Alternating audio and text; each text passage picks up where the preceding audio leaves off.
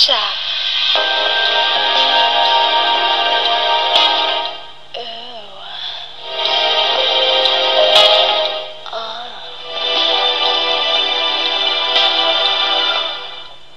Oras sa Tambayan. It's now 12:45. Time check brought to us by McDonald's. Mac Delivery 24/7.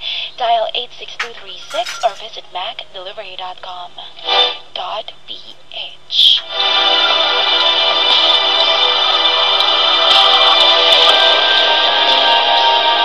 Patay na naman ako nito kay Jack Melo. Overtime.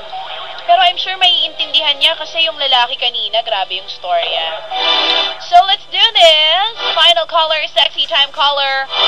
Hindi ko alam kung taga saan siya, pero hindi niya ibibigay ang totoong pangalan niya. Gusto niyang itago ang kanyang katauhan sa pangalang Resty. Hello? Yeah, hello. Hi, Resty. Hello, Cha. Good evening. May naaamoy ako sa'yo. Ano yun? Malansa. Ay, ganun. Tama ba ako? 99%. Bakit may 1% pang natitira? Para yun sa mga totoong girls. So you mean, nakikipagrelasyon ka rin sa babae? Yes, of course. Yung sexy time na ikukwento mo, babae ang kasama mo o lalaki? No, it's all about same sex. It's all about... Are you ready? Yeah. Because we're running out of time. Okay, I am ready. Okay. Handa ka na? Handa na. How old are you? 27. And you're from? Kamyas. Kamyas, Quezon City. Anong Yeah. ginagawa ni Resty sa buhay? Eto, tambay lang. Walang work?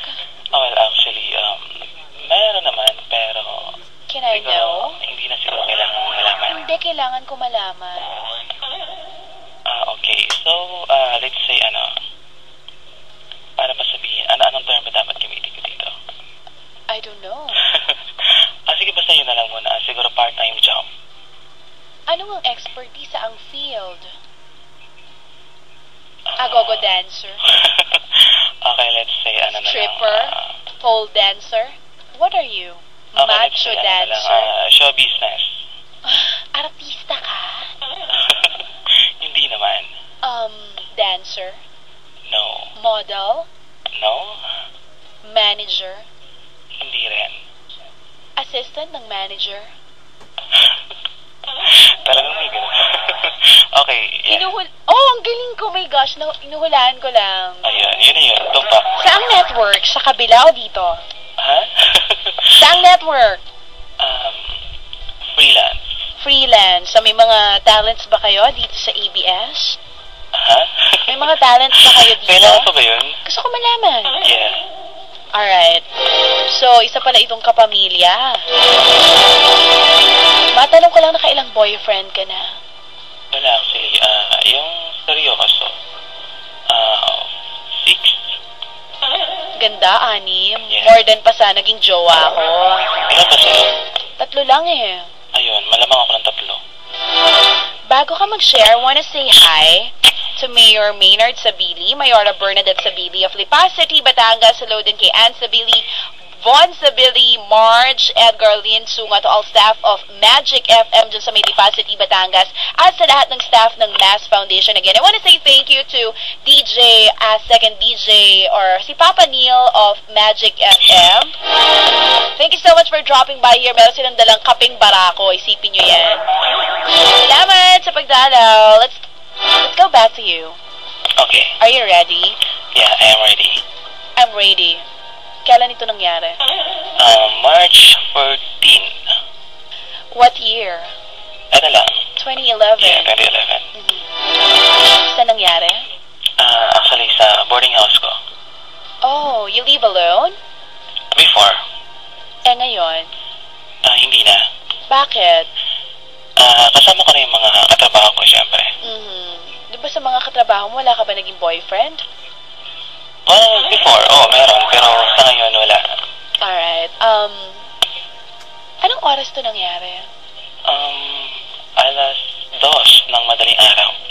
Sino siya? Kaano-ano mo tong kasama mo? yung ka-sexy time ko? Hindi, ka-sexy time ko. Siyempre sa'yo.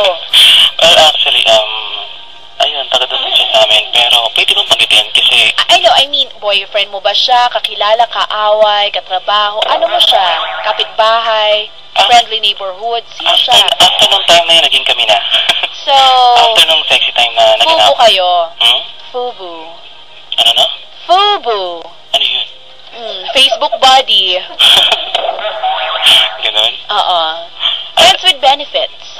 Ayun, actually, yes, parang ganon. Pero, Gano'n na kayo katagal magkaibigan? Or magkakilala? Hindi kayo magkaibigan, magkakilala. Magkakilala na magkaibigan na teacher ko pa siya at the same time. Gano'n katagal na magkakilala bago may naganap na sexy time? Half a year, parang ganon. Anong naisip mo? Bakit mo nagawa ito?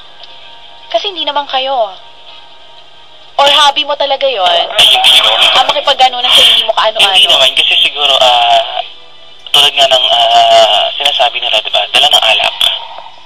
So, isisisi na naman natin sa alak ito. Malamang. Alright. Handa na kami makinig. Okay. Simulan mo ang kwento. Ayun, noong March 14, actually, yun, naganap nga yung ganong pangyayari doon mismo sa boarding house ko kasi... Uulitin ko, lalaki to. Yes. Sa boarding house ko yun kasi ako lang mag-isa sa boarding house ko. So, isang kwarto yun na talaga ako lang. And then, in-invite niya ako kasi nga teacher ko siya sa PE. So, ayun, in-invite niya ako na... PE? Yeah. 27 ka na? Nag-aaral ka pa? Yes, education course. Alright. Kailan ka nagtapos? Undergrad. Undergrad pa. So, ngayon wala na kayong communication? Actually, meron pa rin. So, may nangyayari pa rin? Wala na kasi magkalayo na kami kasi andito ako sa Manila and siya naman nasa province. Okay, tuloy mo. So, March 14, birthday niya. Pero before yun, in-invite niya na ako na yun nga, birthday niya daw. Tapos, pinapunta niya ako sa bahay niya. Kasama yung lahat, mga teachers, kasi teacher nga siya, diba? So, pero may asawa siya. At saka, may isang anak. Huwag mo siya tatawaging straight guy, ha? Ha? Huwag mo siya tatawaging straight guy. Yes, actually, hindi. Kapareho mo? Oo, pero ayaw niya umamin at saka hindi siya napapahalata. Okay. Paminta. Parang ganun. So, tuloy mo. Nangyari siya noong March 14? Bakit? Anong nag-udyok sa'yo? Kasi Okay, sabihin na natin nakainom kayo, pero ilan ba kayo nag-iinuman? Kasi before pa lang, umpisa pa lang ng klase namin, alam niya na talagang... Type mo siya? Oo, alam niya na type ko siya, tsaka friend ko kasi siya so... Alam niya na type ko siya, and then may nakakarating kasi, at saka magkaka-text kami, pero hindi kami umabot sa point na talagang napag-uusapan yung sex. So, bakit nangyari yun? Saan nag-umpisa? Okay. Sabihin na natin nag-inuman kayo. Anong oras kayo nag-start mag-inuman?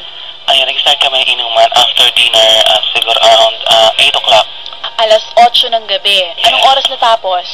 Natapos yung inuman namin. Alas 8 ng umaga? Hindi rin.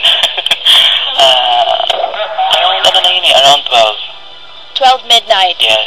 After nun, syempre, uwi pa ako sa amin and wala namang sakyan. Kasi hanggang 9 lang yung sasakyan doon. So since may motor naman siya, hinatid niya ako doon. taray, ang peg nyo, Brad Pitt, Angelina Jolie. Oh, hinatid niya ako doon sa So, boarding house. nakaakap ka, nakaangkas ka sa likod. 100%. Ganda. Ayun. Mm. Actually, ayoko magpatid sa kanya. Kasi nung una pa lang, sinasabi niya sa akin na doon na daw ako matutulog sa kanila. Since meron naman bakanting kwarto. Pero pinipilit ko talaga na umuwi kasi nga yung... Conservative ka? Parang at saka siya pa doon yung wife, di ba? Yung vice? Yung wife. Yung wife. Ando doon yung asawa niya. Kaya ayaw mo matulog doon kasi nandun yung wife, walang mangyayari. Parang gano'n na rin. Katapos, saan kayo nagpunta? Ayun, ang nangyari, ayun talagang pinilit ko umuwi. Gusto kong maglakad na lang ako kasi medyo pwede lakarin na rin. Since gabi na nga, so madilim yung daan, hinatid niya talaga ako. Tapos, ayun, umakas ako sa motor niya. Talagang pinilit namin na makarating doon kahit na walang ilaw yung motor niya. Ang ginawa namin, flashlight na lang kasi nasira nga yung ilaw ng motor niya. Hanggang sa nakarating kami dun sa bahay, syempre tulog na lahat ng tao dun, di ba? At Sa bahay, Nino? No, sa boarding house ko. Boarding house mo? Pero, Okay, saan yung place nila? Location? ano nasa barangay kasi and then nasa... Saan? Saang lugar? QC? Tondo? Sige, mahula ka. Maraming lugar. Hindi, kasi nangyari ito sa province. Alright. Sige, tuloy mo. Barrio, Okay, ano siya? sasabihin ko, hindi pa rin alam. Eh, gusto ko pa rin sabihin mo. Okay, so, let's say nasa nasa sentro. So, yung kanila naman barangay. So, Sa mga gaano kalayo ang biyahe pa uwi? parang Cubao lang at saka parang Cubao lang at parang Gateway at saka EDSA lang naman. Saan sa EDSA? Malaki EDSA eh. Siguro doon banda sa may dito sa may Q-Mart. Sa mga 30 minutes? Parang ganon, kung lalakarin siya. Ay? Eh kung may sasakyan, nakamotor kayo Kung lalakarin nga nasa 30 minutes, pero kung syempre may service, diba? So, walang 5 minutes. 5 minutes, Walang alright. 5 minutes, okay. So, Tuloy. ayun na. Dumating kami doon sa bahay, syempre walang tao, tahimik na tahimik. Tapos, ayun, binuksan ko na yung door. And then, ang gusto niya kasi talaga, magpamassage. Napag-usapan na kasi namin yun. Kasi, Bakit sa'yo? Wala siyang pambayad sa masahista? hindi, kasi nung before pa lang yung birthday niya, talagang ina-open ko na sa kanya na gusto niya daw magpamassage sa akin. Ganun. Masarap ka ba magmasahe? Yun nga, masarap nga kaya dun siya na Gusto ko malaman kung anong paboritong parte ng katawan niya ang minasahe mo. Siguro yung yung harapan. Yung bubelya? Parang ganun. Bakit? Kasi, doon ako nagkakaroon ng energy. Taray. Tuloy. Tapos, So, pumasok na pagpasok kami, nyo, tapos, pumasok din siya. oo, nagkataon naman na yung ilaw ko, talagang bukas. So, sabi niya, siyempre, sobrang liwanag sa kwarto. Ang sabi niya, patayin ko daw yung ilaw. Sabi ko, ha? Magmamasahe lang, nakapatay ang ilaw. Pero hindi ko na-expect na may mangyayari sa amin noon time na yun. Kasi nga, siyempre, nire-respeto ko siya kasi nga, teacher ko nga siya and then friend pa. Tapos yung wife niya, friend ko rin. So, pinilit niya ako na patayin yung ilaw para daw magawa ko ng gusto at saka magawa ko ng tama yung gagawin ko. So, ako naman na masunuring tao, pinatay ko naman yung ilaw. Very good. And then, ayun, humiga na siya sa kama ko. Pag-higa niya sa kama ko, syempre, ayun, kinakabahan ako na hindi ako mapalagay, hindi ako mawari. Kasi nga, ando doon pa rin yung pangangatog ng tuhod. Kasi, di ba, teacher mo, tapos gano'n. So, ayun, nangangatog ako na kinakabahan, pero pinilit ko pa rin gawin yung kung ano yung gusto niya, since gusto ko rin naman. Yun naman pala, artista ka. Arte mo kanina,